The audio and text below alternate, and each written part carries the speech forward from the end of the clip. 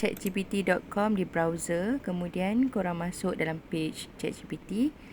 Lepas tu korang masukkan prompt. Ada link dekat video bawah ni, so korang boleh klik lah.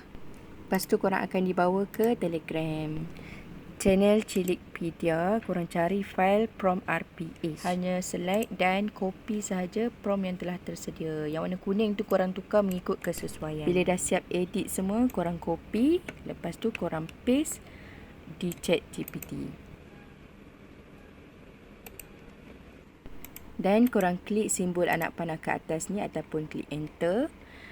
Okay, dia akan jana kepada anda RPH yang lengkap. Anda bolehlah dapatkan idea menggunakan ChatGPT. Selamat mencuba.